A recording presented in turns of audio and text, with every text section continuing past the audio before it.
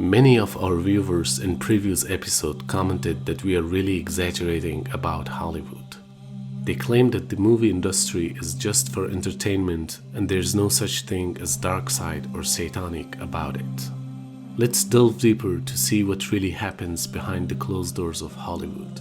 What we have uncovered isn't just unsettling, it's terrifying. Hollywood isn't the glittering dream factory it pretends to be. It's a carefully constructed facade hiding a web of secret societies, human exploitation, occult rituals, and a deep, dark agenda to control and manipulate society.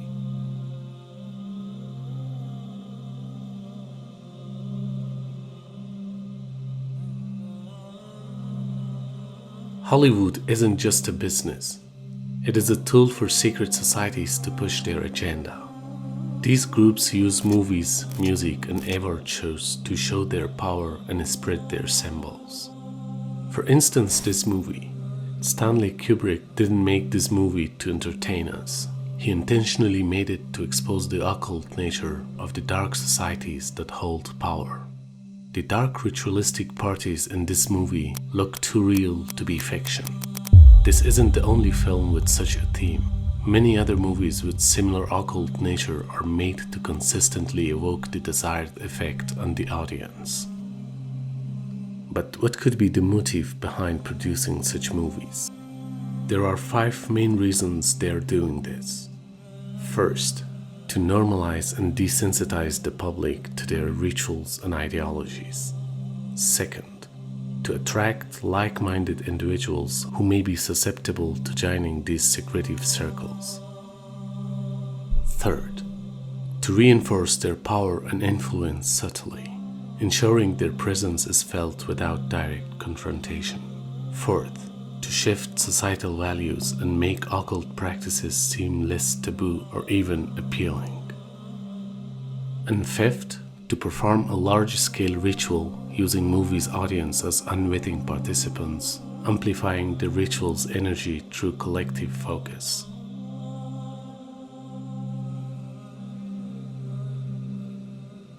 Look closely at Hollywood's performances, and you'll see a pattern: fire, masks, triangles, and strange symbols. These aren't random, they're rituals designed to show allegiance to hidden powers.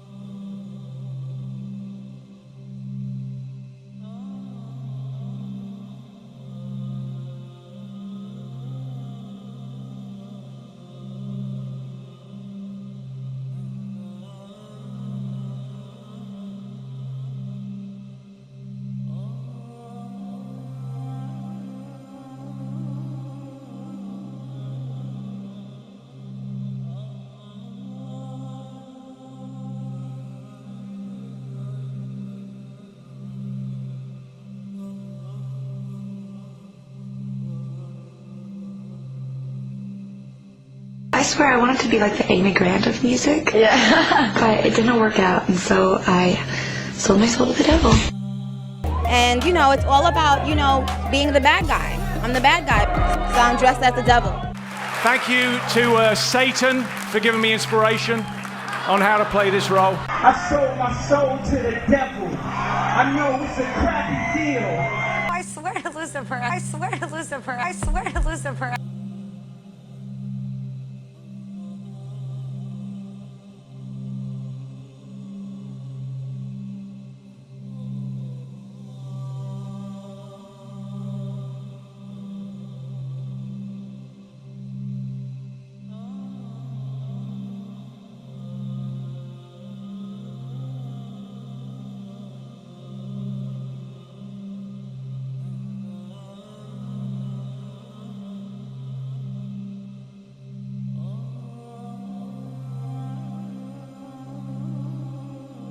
Hollywood isn't just entertainment, it's a public display of power, a way for these secret societies to show us they're in control while we're too blind to see it.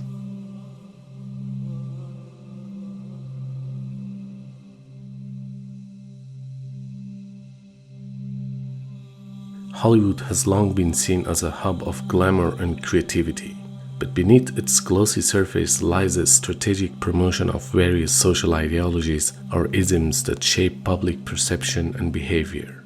Through movies, music, TV shows, and celebrity endorsement, Hollywood subtly advances narratives of transhumanism, materialism, feminism, homosexualism, and more.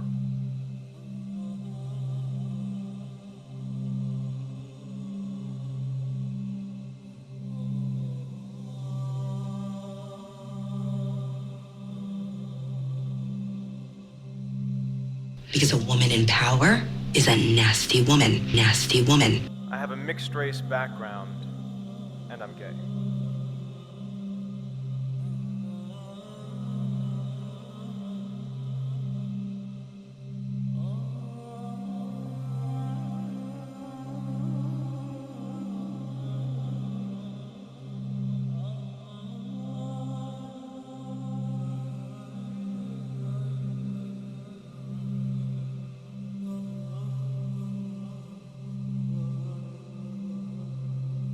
They know how to play with your emotions and thoughts. They are engineering every single scene that you see or word that you hear to change the way you think, or in other words, to wash your brain. And they are doing it gradually. Just think of decades ago. People weren't familiar with any of these concepts. But by the passage of time and gradually exposing of society to such concepts, they succeeded to normalize them within society.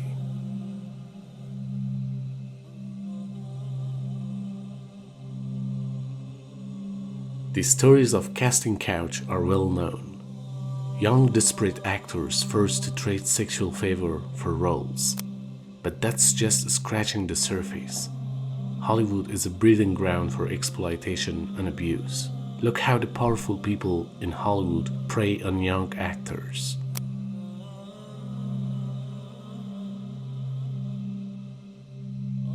When I was a 16-year-old, fresh from boarding school, going out into, on the casting couch, I was definitely objectified to an extreme.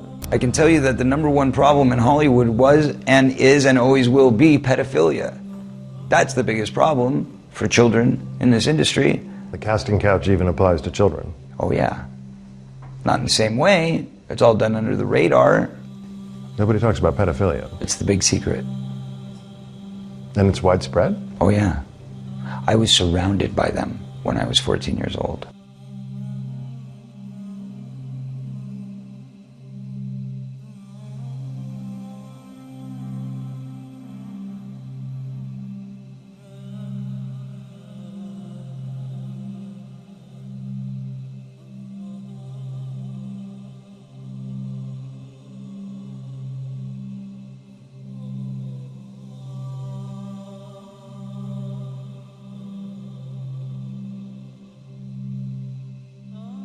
The film industry is deeply tied to human trafficking. The glitz and glamours are used to cover up an underground network that exploits the most vulnerable. The Sound of Freedom wasn't just a movie, it was a threat to the system. They tried to bury it because it hits too close to home. Sound of Freedom, have you seen the movie yet? From the beginning, you're gonna feel the pain of the father taking his kids, a daughter and a son, who is approached by a recruiter saying, your kids can be models, they can be in movies. He says, tonight audition is at such and such time. Today the audition is, tomorrow's audition is such and such time. Father dresses in a suit, takes him to this room, and he takes the kids there, they're excited, put the kids in the room, and the girl says, come back to pick them up at 7 o'clock. He says, what do you mean? Come back to pick them up at 7 o'clock. He leaves, comes back 7 o'clock, no one's there. Shut down. That's how the movie starts. Yeah. By the way, it's disturbing, it's emotional, it's tough, it's painful. At the end, Jim Caviezel gives a message. When the movie ends, 3 minutes later, he's given a message, profound message that you have to watch. The stats that they gave, that 20 plus million child pornography pictures were uploaded on the internet the last year, a 5,000% increase in the last 5 years. The idea where they said every year 2 million kids go into trafficking, going into being sold in the black market, and then stats about how you can sell cocaine one time, but you can sell the same child 5 to 10 times a day for 10 years is what you can do, and it's $150 billion a year industry. It was made by Fox before the Disney acquisition. So then Disney, they essentially didn't release it. They didn't want to release it. They sold it to this other studio, and the studio actually had to crowdfund to get a theatrical release. So that's kind of what's ironic about the fact that it did beat Indiana Jones, at least for one weekend, is that this could have been money going to Disney, but it's also kind of suspicious. Why didn't Disney want to release this movie? Was it not in line with their branding? And by the way, isn't Disney a kids channel? Isn't it like about kids and protecting kids? So why wouldn't you want to protect kids worldwide? Isn't that kind of weird? Perhaps they don't really want to. And CNN producers getting caught left and right for pedophilia. The numbers are staggering. It's in the news. It's not reported a lot. And just perverted people, To Catch a Predator. You guys know that show? Yes. That show can run every single day for forever because there's no shortage of pedophiles. They're talking all this stuff about conspiracy. Are you trying to act like Epstein didn't have an island and flew people? Yeah, that we know this for a fact that this happened? He was murdered. Don't believe the hype. He was suicided himself. Jeffrey Epstein's Black Book and connections to Hollywood elites make one thing clear. These people aren't just attending parties. They're part of something far darker. Behind the smiles on red carpets, people are being trafficked, abused, and silenced. It's all part of a system that values power over humanity.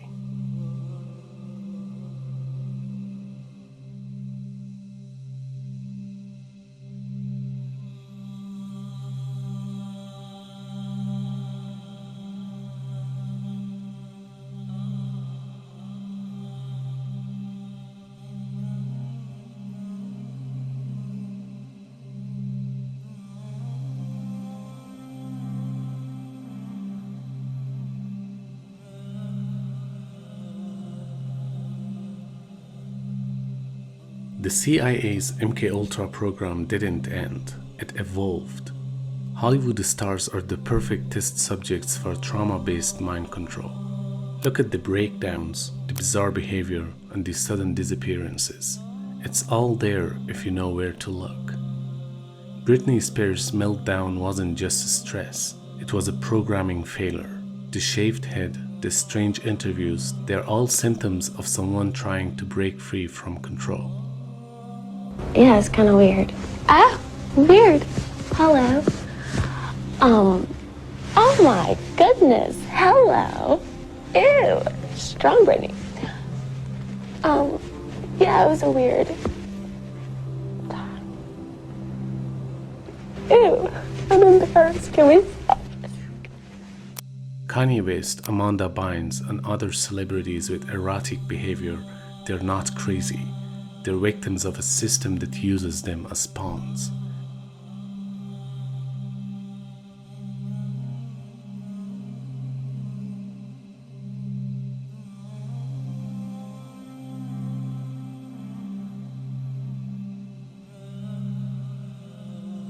Costume contest, we do it every year. It's always a lot of fun. Let's get started. Our first caress.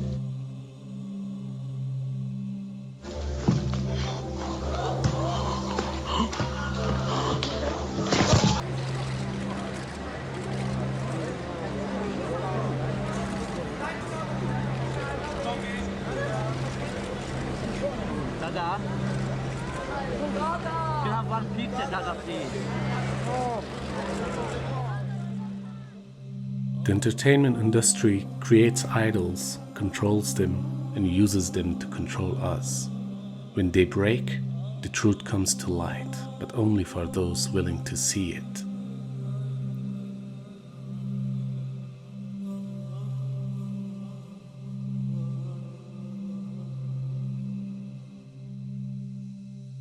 In Hollywood, the people at the top stay in control because they have leverage over everyone else. The actors and actresses you see on a screen are manipulated and forced into submission through blackmail. People are recorded doing horrible things, and those recordings are used to control them. Leaked videos from Hollywood parties show just enough to make you wonder how deep does it go. If someone refuses to play along, their career is destroyed, or worse, they disappear.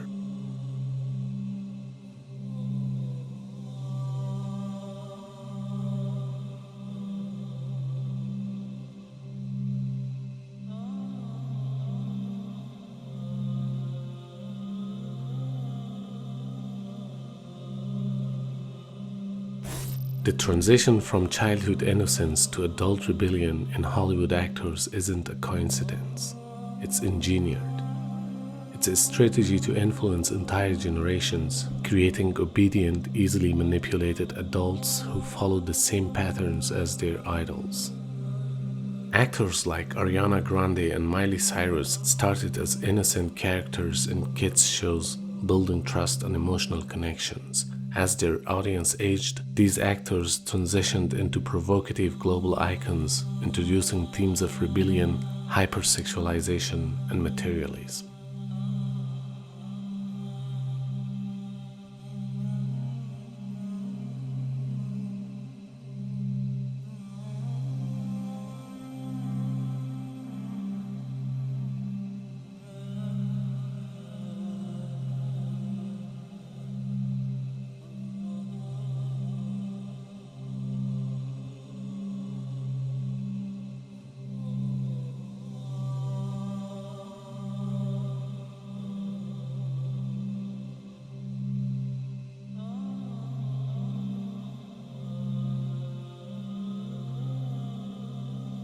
These industries are legalized despite their known harm to society.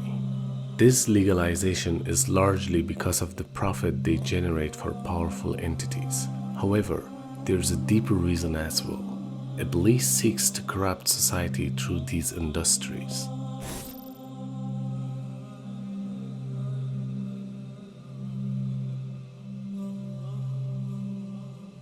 Sadly, some Muslims also support these satanic and corrupt industries by purchasing their products and consuming their content.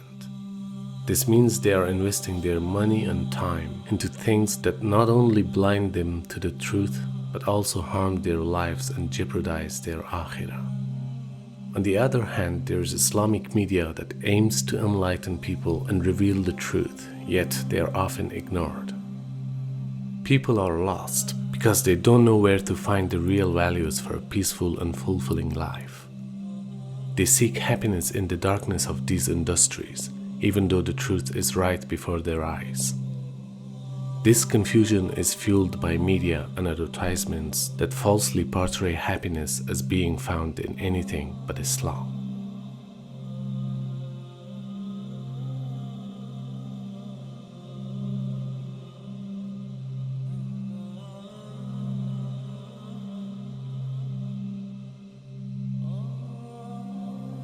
Consider how much support Western media receives compared to the lack of support for Islamic media. Let's support Islamic media and not leave it abandoned. This isn't just about our channel. Support any Islamic Dawah project that promotes positivity and truth. And if you believe this series makes a positive impact on society, consider supporting our channel and stay connected for upcoming episodes, inshallah.